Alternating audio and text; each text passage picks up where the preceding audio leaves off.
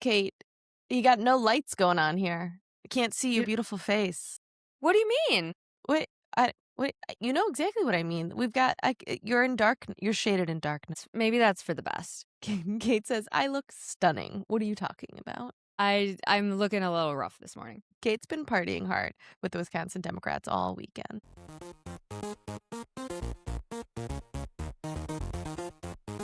Well, you know what, Emily? So, yeah, I mean, the WisDems convention was this weekend. It was just 2 days, really one full day, one of like the long days, where you have to talk to everybody all day and then go to the parties and then get back and then edit stuff until 2 a.m. Yeah. And I'm exhausted from that. And I was making a mental note of like, I don't know how we did that at the DNC for an entire week. When you were dying. I was literally dying. You were postpartum, right? Yeah. Yes. I mean, Emma was like 4 or 5 months old. I was like freaking carrying.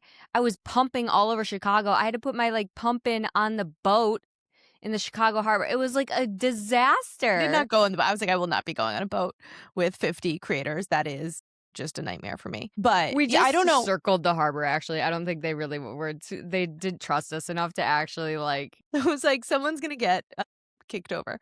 What did happen was we need to stay close to port, okay? What did happen was a metaphorical someone getting kicked over, but that's beside the point.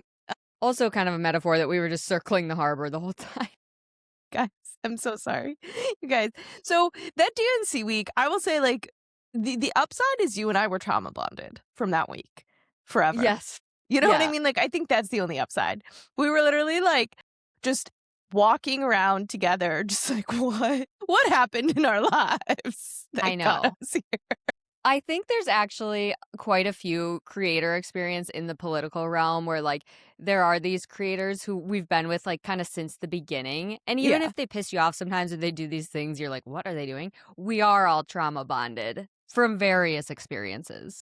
I remember being at the DNC and being like, I know like lots of other people want to be here and they don't know. They can have it. I'm sure the WisDems one was also more interesting because you knew everybody and everybody knew you.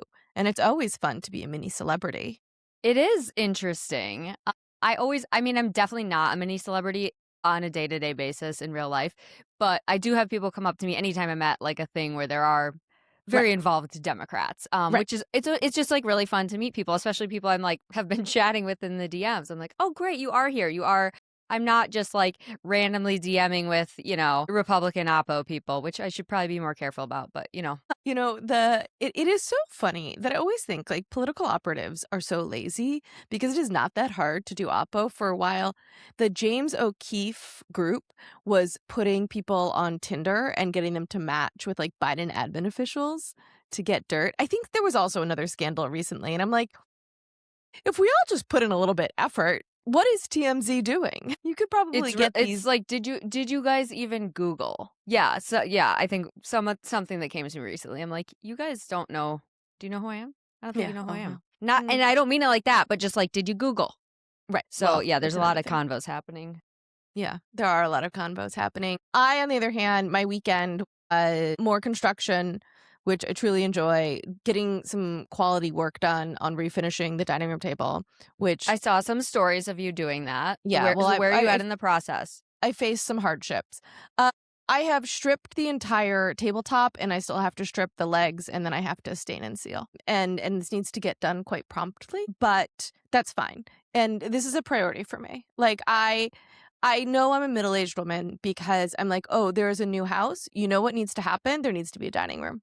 Like, I need a dining room table. Like, I need a dining set. And my blue is like, a kitchen table is fine. And I'm like, no, it's not. You know what I mean? Like, this isn't a discussion. And it's just, I need a dining room table. I don't even care.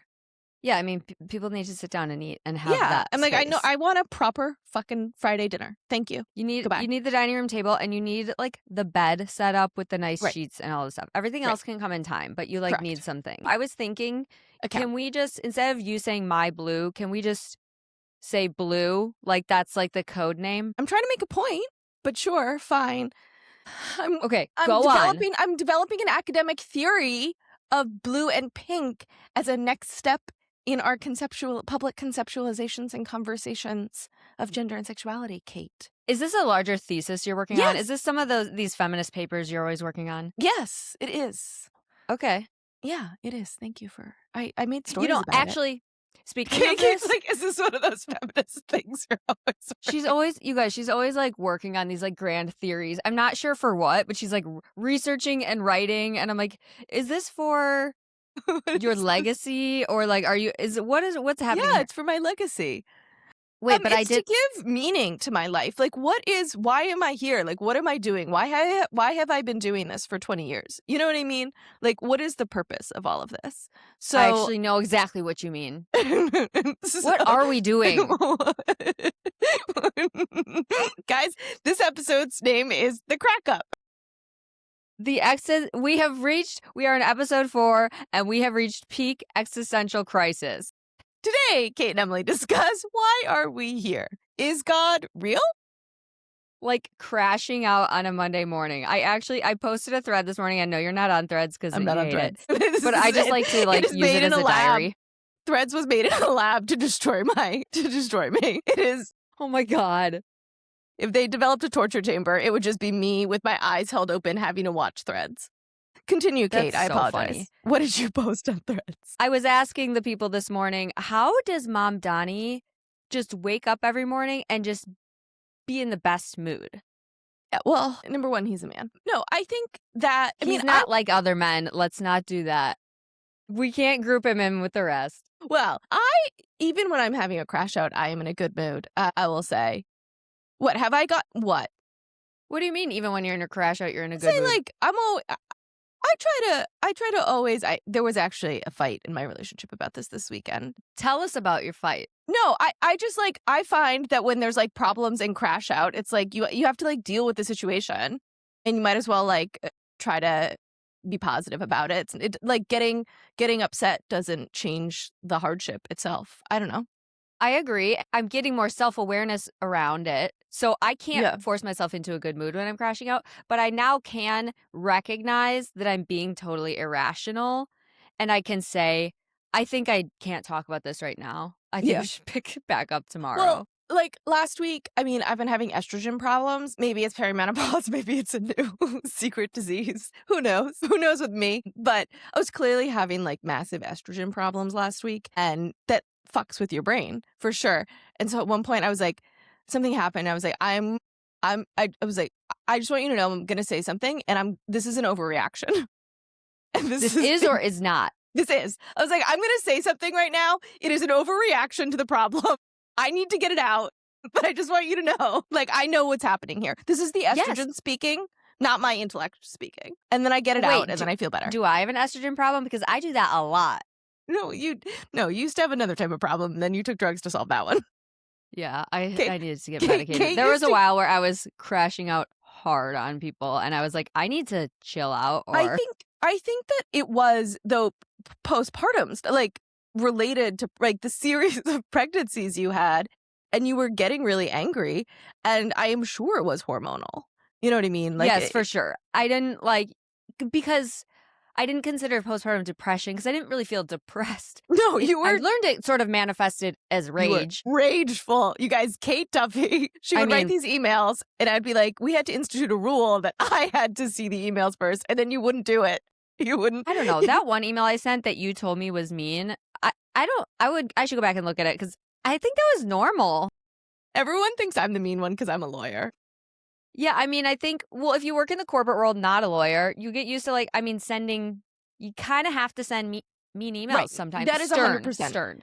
That is 100% true. And I think in politics, and especially like in the movement, and so if people don't know, like the movement is how you refer to like the constellation of advocacy organizations on the left. So it could be the big ones, Planned Parenthood, Move On, whatever, as well as like all of the smaller ones. You say like, I work in the movement. And in the movement, the email culture is very, very kind and like I didn't realize that. Too far. Yeah. So I think like in different professions, there's different email cultures. I'll also say like in like political work, working in the Senate, I developed an email culture habit, which is to respond with okay like just merely okay to signify that I received an email, right? Like 10-4, I received this. Like I don't need to reply in substance, but I'm just acknowledging receipt. And I have developed, I like say that all the time. I would respond to that like 50 times a day for multiple years. You get in the habit of saying, okay, okay, okay. And I have learned that it really annoys a lot of people. Haley Lickstein was like, Emily, are you mad at me? And I was like, no. She was like, the okays. It's always with the okays. I'm like, what? Yeah, and sometimes even when people just thumbs up like a text or something, Yeah. I know that that's what they're doing, but I'm like, for whatever reason, it feels dismissive. Yeah, I think that in texting culture, I have heard for the especially young kids these days, kids are in high school. Did we talk about this? Yeah, that you have to respond Yeah. immediately. Yeah, and that I like feel really, but I do feel like there's a texting culture is individualistic and very dependent. Like, there's some people who you have to like emoji heart everything they say, and I'm like, I'll emoji heart once a month, a single comment that like reaches. Only once a month? Like you really save that much? No, I don't say, but like I never do it. I never like it. It has to be. There has to be a reason I'm doing it. I'm not like constantly. I don't. Kate, have I ever emoji hearted to any of your texts, of which there have been daily texts for 5 years? No, No. no, never. But I you're would also never. like hard to impress, so I just kind of come to expect that. Like I do get she throws me a compliment like once every 6 months, which I like just then love, and I bask in it for a week. This is not true. Listeners, tell us if at the top of this podcast I said something nice to Kate, because I believe I did. But this is true. Everybody has different texting cultures and things, and that's the hard thing with like literally texting instead of having these human interactions. Right. Oh, well, I do think that, DMs can go a step further, but like that's why I like phone conversations, because tone is impossible to convey on text. And like if I ever want to have a serious conversation, I want to have it on the phone. But I also want to say, like, if I want to have a fun conversation, I also want to have it on the phone. You know what I mean? Because I'm just like, it's not as fun for me unless I'm hearing someone's tone. Yeah, second best thing is definitely sending the voice notes back and forth. I do like that. But I will give you credit for this. I feel like you have like brought phone calls back into my life because like as a millennial, I just like do not like talking on the phone at all. Mm-hmm. But now there's so many modes of communication and so many apps and people are like up my ass constantly that I feel like you made me like phone calls again. And now I am hard to get a hold of because there's just so many things all the time. But when somebody's like calling me, I almost if I'm able to, I will always pick up. Yeah, I think that talking on the phone is fun. You know what I mean? Like I feel good afterwards. And I will say, like, sort of the empty calories of life. Oh, this is I'm developing a new theory, Catherine. The empty Here she calorie goes. theory. Write it down, take some notes. I don't know where a pencil is. Kate's like, I do not work for you anymore, Emily. Wait, okay, so what's the theory though? Okay. So, and I'll say this. So the other thing I did this weekend was I had my book club, which is like my book club with my human adult friends. And we were reading, everyone's always like, can I join your book club? I'm like, no, this is just like my friends. Boundary. I'm just like, I'm not in charge. And so we read Yesteryear and we sit down and everyone is like, did we like it? Yeah, we all liked it. We all finished it. Frankly, the bar from our book club, if people liked the book, it's like, hey, did everyone finish the book? Right. And like, did everybody finish that book? Everyone finished that book. Okay, that's a good data point. Right. So it's definitely a page turner. And then we're discussing it. And I was like, I sort of feel that this book was like the TikTokification of books. And like Carol Burke is a TikTok celebrity, right? Like she is very good at that. Like it's very fast paced. While you're consuming it, you want to consume more and more and more and more and more. But then when you're done, you're like, was that satisfying? Like, what did that do? Because I don't want to, it's spoiler. So skip ahead by a minute if you don't want a yesteryear spoiler. But like the end conclusion is like that the main character was not time traveling. She was in fact like mentally ill / possibly being drugged by her husband. It's not really clear what caused her into this thing. And there's not like a lot of analysis. Like there's not as much analysis through that answer, right? Like, cause she doesn't have as much agency there. It's sort of like, it's kind of a cop out at the end. Right. Not that I don't like, there's still stuff, like we still had stuff to talk about. Frankly, our conversation moved to like bigger societal conversations about trad wives and that type of content, and less about the book per se. But like, for example, in the Belle Burden book, which I call Book Club Final Boss, like we had like a litany. We had like 20 different things that we were like talking about that book. And for this one, because of the way that it ended, you were sort of like, yeah, I mean, it was all just because she was severely mentally ill / had an abusive husband. Which I felt that way about the Belle Burden book, actually. Did Like, you? yeah, I enjoyed reading it. I thought she was a good writer. I was entertained, and then at the end, I was like, "That's it? Right. Yeah, She I got can to see. keep the houses?" She's like, wait, she's still living on an estate in Martha's Vineyard? Sounds Yeah, okay. I'm like, "Okay, well, that was a journey." I mean, I do think she's a good writer. I She is understand good why at people like it. it. Yeah. I'm wondering if there was a divide in your book club for yesteryear, and I haven't read it, and I probably won't because we live this, like, we see this all the time and discuss it all the time, Yeah. because I'm curious, because I know it's about the trad wife Yeah. influencer thing, and we Yeah. talk about this constantly. Yeah. Are there people in your book club who are, like, more online and ones who aren't? So, like, did you have a different experience reading this than the people who, like, don't know about this whole trad wife influencer I'll thing? say everyone knows about the trad wife influencer stuff. They all know Ballerina Farm, like Mm. not as deeply as me. No one should suffer the way I suffer, but they also read my content. I will say they didn't know about Alex Clark, which I thought was really interesting. That is interesting because I feel like you talk about her all the I time. know. Like, how closely are you guys reading my Substacks? But they also, different ones had like different trad wife influencers that they knew about and could talk about. But I would say in general, everyone knew about it, not just from online, but from their own lives, right? Many of the women sitting around that table, I think there was 9 people at my book club this time, and multiple of them had people very, very close to them in their lives who have been radicalized by this content and are Mm. now like largely manifesting as being like anti-medical, but also like wanting to quit their job and do sourdough, right? And they were like someone had like someone else in one of her other book clubs that this is happening to, and they're seeing the real life impact.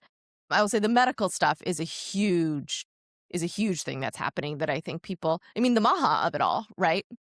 Literally? Okay, I met this guy this weekend at the convention. He was like an older man, one of the county chairs in like a more rural county. And he was so interesting. I was just like hooked listening to him. He was clearly very smart, but also like got it. I think he used to be a professor at Princeton or something, and he's a historian. But so I was trying to like feel better talking to him, and he was making me feel better. He's like, as a historian, we've been through worse than this. It's, whatever. But he's like, the thing I am most concerned about is how long it's going to take us to recover from all of the propaganda that are sowing distrust in different governments, and we and I'm like health, and he was like health, and we like talked about the maha thing. He was very concerned about that, which we have been as well. We have been very concerned. I will say the other thing that was talked about is the homeschooling influence. And one of the women is from Germany originally and was saying, like, in Germany, this shit would be illegal. And Homeschooling.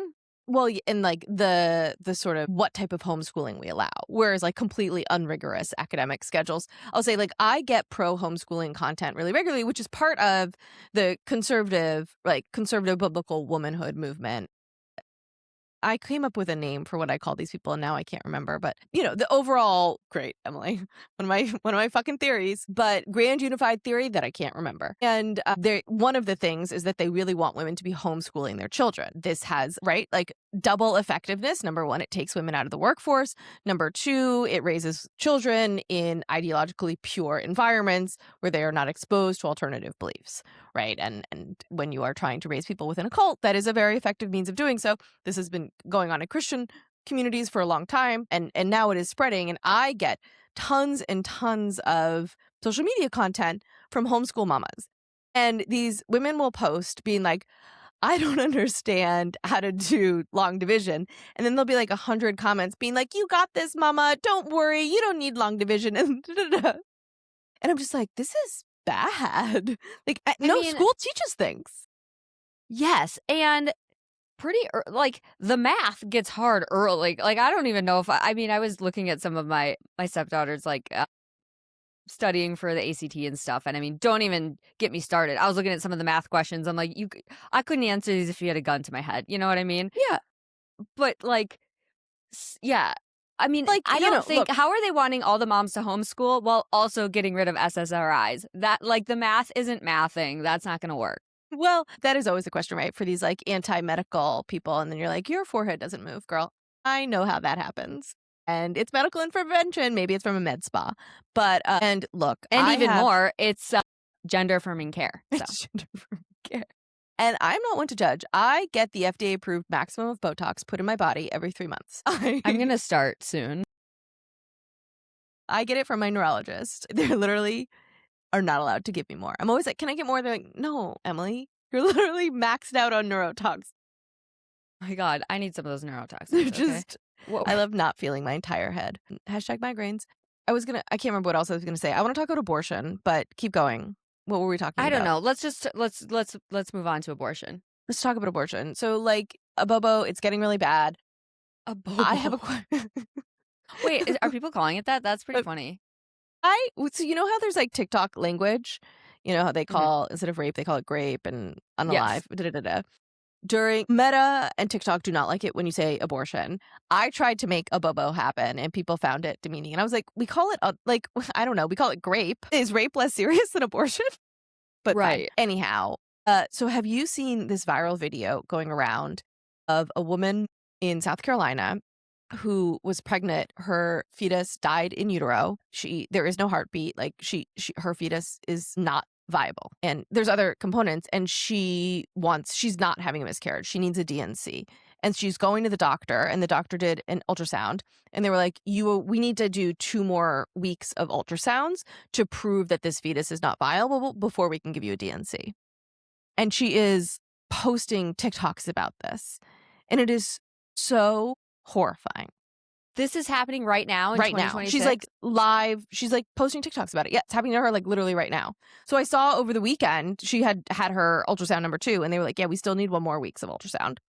Why? Because there's some like question about the yolk sac, but like she's like, every single doctor has said this fetus is 0% viable. It is absolutely not viable. I need a DNC. But they are so scared of the anti-abortion laws that they are unwilling to give her a DNC. They are concocting this regime of 3 straight weeks of ultrasounds of non-viability.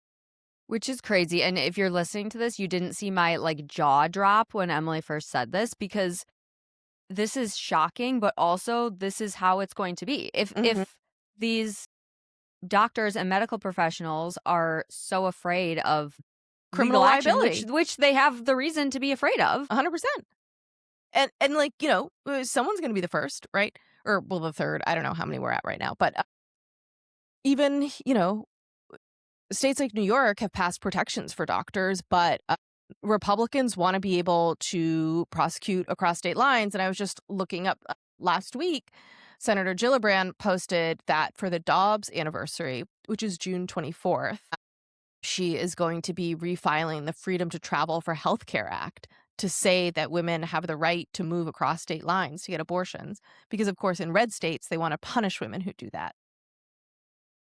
Yeah, there's been some stuff out of Texas with that is weird. And I will say, there's this clip, and I actually won't even call it a clip because it's like an 8-minute segment, and you have to watch the whole thing. But it's Justice Karofsky, who is one of our Supreme Court justices in Wisconsin, when they were arguing the 1849 abortion ban, and the lawyer who was advocating for keeping it on the books wanted this, and she actually goes into, based on all the laws, because this law was made in 1849, the penalty for a doctor providing an abortion in any case where it's like medically necessary is actually more jail time and a worse penalty than if the person had raped somebody. So like in that whole scenario, the doctor would go to jail for longer than the person who raped the person. Like, that is insane. You know, it is. It's going to become an increasing problem, and we haven't discussed this yet, but, you know, or maybe we did. Guys, perimenopause, destroying my memory. The nice thing is everybody we're talking to also has perimenopause. So, guys, if we've already talked about it, just, like, let it go, okay? You don't remember either. It's fine. So the Turning Point USA, yeah, it is no longer called the Young Women's Conference. It's now called the Women's Conference because Alex Clark. Interesting. Yeah, and because Alex Clark and her audience are aging, and they still want those people. So Alex Clark did post on Twitter that Charlie Kirk approved of this idea, because I think Candace Owen called her some version of an old hag. Which wait, did we discuss Alex Clark's new fiance? No, let's get into it. Okay, wait. Let me finish my Okay, previous finish this statement, first. just to close out, which is, so I have been watching some of the content that came out of that conference, and one of the videos that sort of, I'm not going to say it most startled me because it's content I have seen before, but it's not from that conference. It's from like the conservative high school conference, and it's this young woman, clearly in high school, talking about how there's a mifepristone in the water because people are having so many abortions that it is now in our drinking water. And she's saying this with like such verve and passion. And as you know, I am very, very obsessed with the war on mifepristone. I think I'm like very, very concerned. I'm level 11 out of 10 concerned about this shit. And like RFK lies. RFK Jr. lies. He says that his FDA won't ban it. I think that's entirely wrong. Yeah, mifepristone is like barely hanging on by a thread. On the chopping block, in my opinion. Agreed. Like, Big Pharma, where are you? You know what I mean? Defend your girl. Get Big in Pharma. here. Come on. Like, what are you good for if not Why for this? Spend the money. Get the lobbyists in the door. Until recently, until the Anthropics and Meadows of the world came around, pharma was the largest lobby shop in the country. And I'm like, what are you guys doing? You're spending millions of dollars a year, but you can't save mifepristone. They are participating in litigation, to be clear. But it just like seeing the fervor with which these young women are spouting this propaganda is it's like, take note. Something I'm always talking about is like the degree to which social media has expedited. Yeah. That was close, but no cigar, Yamick. Expedited the proliferation of propaganda, and they are raising up these really, really effective messengers from a very early age. And if you're being homeschooled, you have lots of time for rhetoric training, debate training, and it's just so wild to see how quickly these spin up. So wild, and that's what I'm always trying to tell like political insiders too. They're like, "Oh, that's not true," and I'm like, "It doesn't matter. It doesn't matter. It doesn't really matter. Once it makes a narrative and people start to believe it, the train has left the station." Well, and this is definitely something we've talked about before, which is that that we had that Christo-fascist jubilee on the Mall like a couple weeks ago, which is all about how America as a Christian was founded as a Christian nation, which is like not true. It is not true. You know what I mean? It's decidedly untrue. It was people seeking freedom from government intrusion into religion, if anything. But 15 years ago in Texas, they started putting it in textbooks. And they started putting this out there as a narrative, and they now have established this as a narrative. It doesn't matter, right? Like, history is written by the victors. And I have a, like, I'm going to veer off before we talk about Alex Clark's fiance to tell a personal anecdote, which is how I really always think about this. So I have a LLM in international criminal law from the University of Amsterdam. And as part of that master's degree program, I had to do an internship at The Hague. And I worked for the defense, and we got assignments. And I was assigned to work on the defense team of one of the architects of the Yugoslavian genocide. And he obviously can't be said lightly enough, or can't, whatever I say is too light. Awful, evil, horrible person, the worst. But he truly believed his narrative of what he was doing. And he saw his trial as a way for him to rewrite the narrative. And that was sort of the purpose of the litigation for him. And his narrative wasn't like, it was based on reality, but his version of reality. And that was sort of the first time, and this was 20 years ago at this point for me. That was really the first time I realized the degree to which like the narratives we establish written by the victors are the ones that create the way we as communities think about our histories and how our government acts. Like, are you murdering these people because they are terrorists, or are you murdering them because you're a terrorist, right? And like, who defines who is engaging in that terrorism? that type of thing is so important. And I think about that a lot, with the purpose of narrative building and in politics, people I find, especially in the left, like there's all these policy wonks, and I think by training a policy wonk, but they are always like, what matters is the issues, what matters is the policy. And I'm like, no, that is not true. It is just how we talk about these things, what we say, whom it reaches, those things are so important. And merely just like telling people a list of policies is insufficient. And that is what the right has been so good at doing and creating and just like crafting out of thin air a new social fabric and these new narratives about like who we are and what we're doing and where we should be going. And then now let's talk about Alex Clark's allegedly gay fiance. Well, really quick also, I feel like they're good at like they do push the policy, but by talking through talking points about certain things, you know what I mean? Yeah. And so they'll like pick a very simple thing that people can relate to and then push that, and then it gets off the rails. And yeah, well, I'll cut myself off because we could talk about this for 4 hours. We could talk. I want to talk about the squirrel, but do What you squirrel? remember during like right before I think it was like right before 2024 election when there was that whole thing in like it was like on Long Island in New York or something where the guy had the squirrel and then like the government was going to come in and take away his pet squirrel. And like the whole thing Yes. was ludicrous, but that is about this. That is an individualized narrative that works for the internet that then collects bigger to the Republicans' bigger argument, which is like Democrats want to infringe on your personal choices, which is obviously ludicrous. We just talked about abortion, but and like, the way those two connected was better, but they weren't just putting out the narrative merely that like Democrats want to come in and control your lives. They were capitalizing on this stupid squirrel story. Well, and I just want to say one more thing about this that I'm like thinking about in my head a lot. I'm This trying to podcast figure should it be out. called One More Thing. One more. Oh yeah, actually, one more thing. Actually, one more thing. Republicans are really good at painting a picture of the villain, and Yeah. and I think to like obviously for a long time it's been like the welfare queen, and lately it's like been immigrants. The reason you don't have any money is because of people who immigrated here.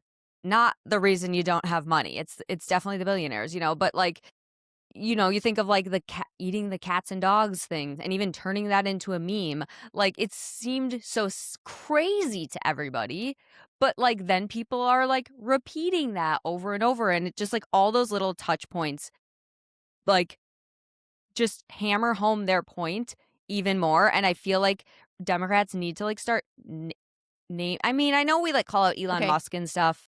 Oh, yeah. Actually, one more thing. I think it was Tressie McMillan Cottom wrote an article about this, but it might have been Michelle Goldberg. But, everyone is like sort of going gaga for John Ossoff right now. And, I have said I think he's going to be the presidential candidate for 2028 for a while. Well, you haven't said that to me. I've said it to you, Kate. I have. I've said it on stories. I've said it to you. You just don't listen. Perimenopause.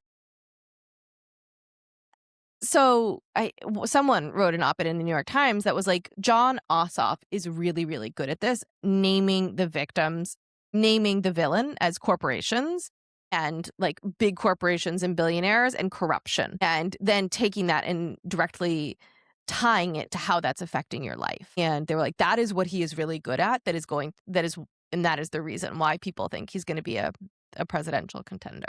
Yeah, I mean, it's like I've been saying this for years. It's rule number 1, show, don't tell. And Democrats love to tell things, but you have to, and you can still tell things, but show. You have to like literally help people visualize something.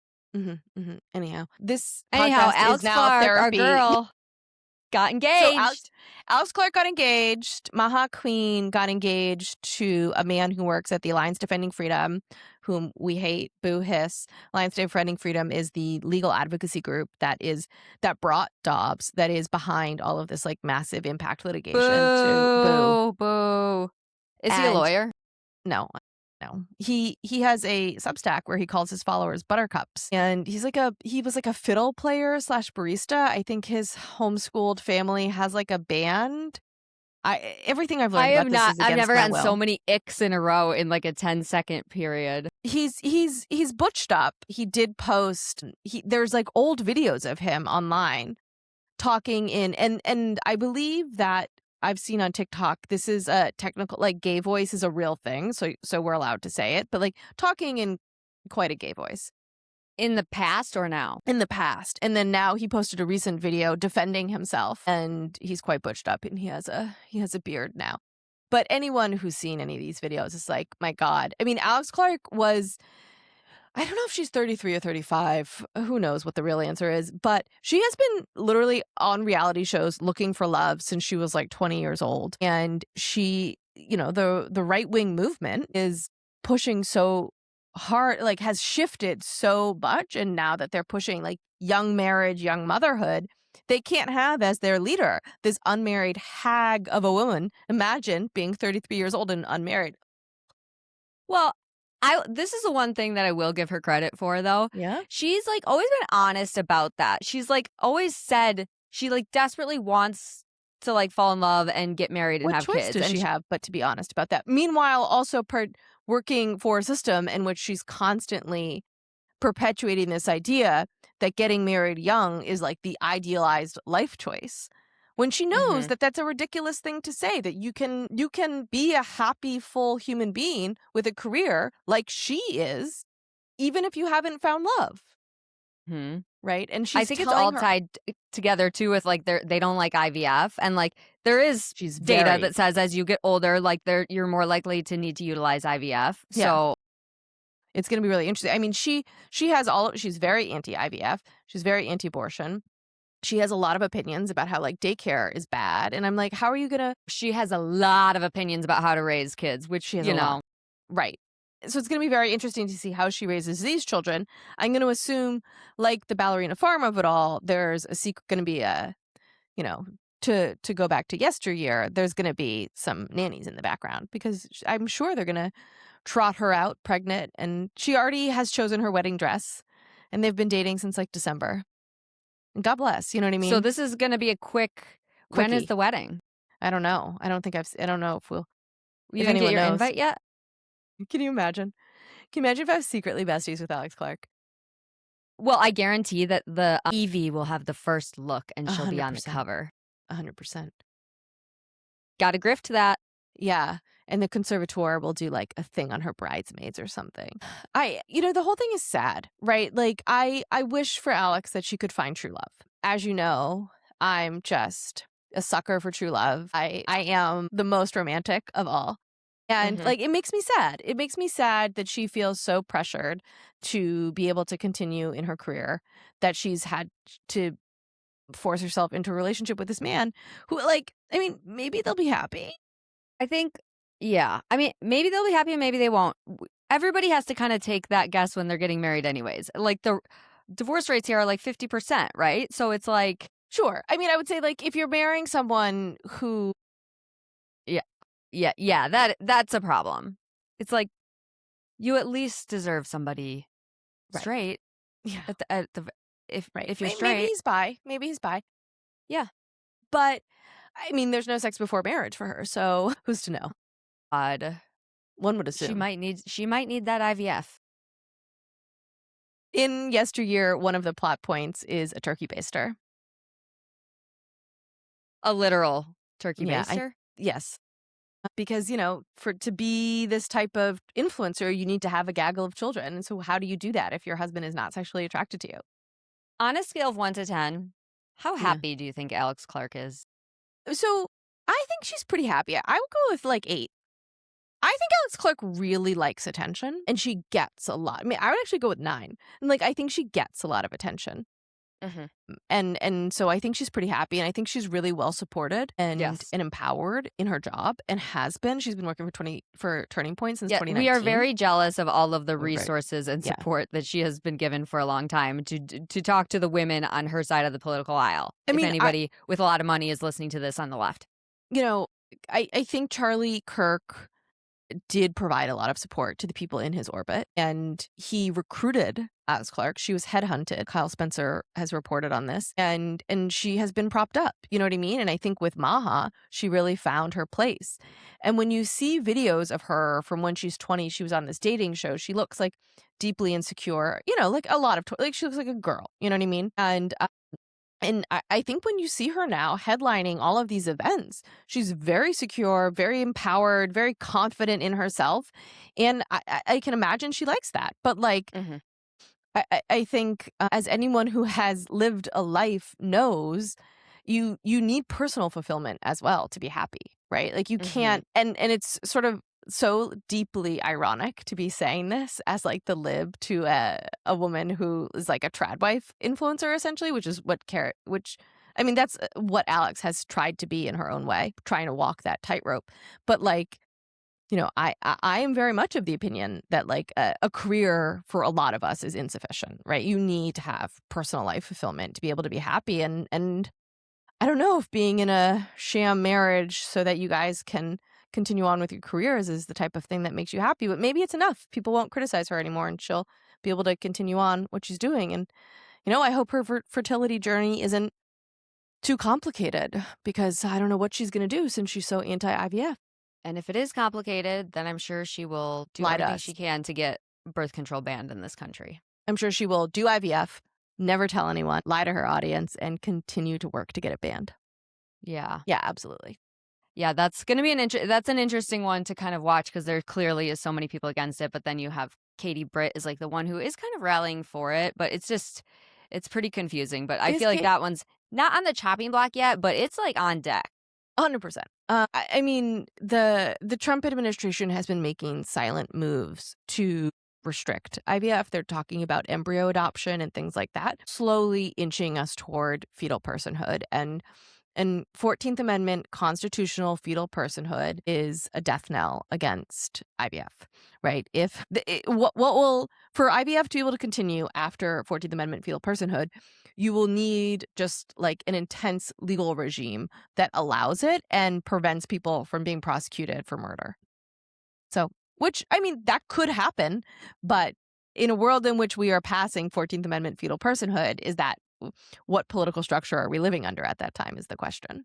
And Alex Clark has been pretty clear, I believe, with that, belief that she Yes. feels like destroying frozen embryos is Yes. murder Yeah. and against the Bible and Right. whatever. And she's been against contraception for many, many years, right? Like, these are not, she's not just picking up this talking point. She has been pushing it for a very, very long time. She's been pushing against no fault divorce. She's been pushing against mammograms, against contraception.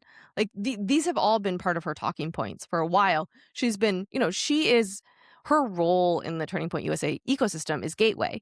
And she has been feeding Mhm. these into the proverbial groundwater for years. I have a feeling We got onto one of my favorite topics. Sorry. It's she's like, gonna regret rallying against no fault divorce. I just got a feeling she might wanna keep that around, like, I mean, or she'll just take it to the grave like lots of them, you I know? guess, it's just like, be happy. I don't like divorce, but like, I got a divorce. You know what I mean? It's good that it's an option, guys. It You is don't have good to that like is an something. it is good that it's an option. That should be like the Democrats' slogan needs to be like, let's keep our options Let's open, keep our okay? options Let's not open. close those doors." Yeah, yeah. You never know. You never know. I have a quick question, and maybe this Yeah, is a bad question to ask when we only yeah, have like 6 minutes yeah, left. But what's going on with the Supreme Court? Because I know they have like sessions. Are we still in a session? Because I know, like, also yeah. the beginning of summer is when they tend to drop Yeah, bombs everything comes in June. They're in waiting till June. the end. Yeah, we have big cases coming up. Which ones? We have the birthright citizenship case. Shit. I Okay. believe the transports case, kids in transports. I believe that's the other big one. No, huge, huge things. I have found. I think that what this court is going to do is kick the can down the road. They don't want to make any big moves before midterms. Mm, That's sort of my assessment. that's a good We've point. seen they That's do that. probably That's usually what they do before an election, and that's the big news story. The other big news story is, of course, Iran. So now we have 5 minutes left, and I'll just say, like, on Sunday, Trump announces that he has made a deal with Iran, and it's a 60-day ceasefire where they're gonna negotiate it. During which time they will negotiate a deal. So they're actually, what does it mean to have a deal? the art of the And deal. Israel wasn't at the table. Those they seemingly have ceased operations in Lebanon, though they are like, we are not tied to this ceasefire deal. So who knows? Are we still spending millions of dollars every day over there? Yeah, for sure, Okay. for sure, for sure. Good to know. We have spent billions and billions of dollars on a war to seemingly get us to the same place we were when it started. Talk about some good old fashioned fiscal responsibility. Mhm, mhm, mhm. And we didn't even talk about the fucking UFC fight on the White House lawn this weekend. Because I think I refuse. Like, Okay. I go I back and respect forth. you. I'm like, is it important for people to know this? But I also like don't want to give it more air. I'm so disgusted with it. I've literally like viscerally feel disgust looking at all those videos and pictures. I don't even want to give it more air. I don't know if that's a good call or bad call. I mean, you're allowed to feel your feelings, Kate. All feelings are valid. But I was driving probably home from Sherwin-Williams or some shit, or Home Depot, and over the bridge, and you could like see the lights of it. It was Really? like it looked like a carnival. You know what I mean? That's happening to It the is. left of the Washington Monument, and it was so appalling. I I think the idea that they had their like weight check-in or whatever on the steps of the Lincoln Memorial is so repulsive. You know what I That's mean? what I mean. It's Yeah. just such a bastardization of a place that is so sacred and so representative of freedom. Like, this is the place where MLK stood, and you're having a UFC fight weigh-in? How? What a degradation of this country, of our history of fighting towards freedom, towards justice, towards like a better future for everyone. And you're like, actually, we're gonna make this a man fight zone with women tromping around in revealing outfits. Yeah, and I know that Democrats like to make a big deal out of literally everything he does and try to make everything into like the worst thing ever, and it kind of annoys me Well, sometimes. they do it to bait. They're always doing it to bait the libs. Yes, but this is truly so appalling to me that I And it was can't all even to talk celebrate about his it. 80th birthday. I think that's what makes it the most appalling. It was for him. We don't have monarchs in this country. We don't do this. It's weird that he would even want to celebrate his 80th birthday. It's like, bitch, you old. Well, that's another conversation for another day. Yeah. Maybe we'll pick that up next week. Next week, olds. Emily and Kate try to get canceled. These old hags be yapping. Kate, I don't think we talked about any medical. Oh, no, we talked about perimenopause. We accomplished our task. Always be And we talked discussing about medical ailments. Botox if you have migraines. Yep. This is not medical advice. Please speak to your doctor if you need to. We are not fucking doctors. That's for damn sure. No, we're All not. right. But we are your besties, and we Yes. will see you next week. Bye. Bye.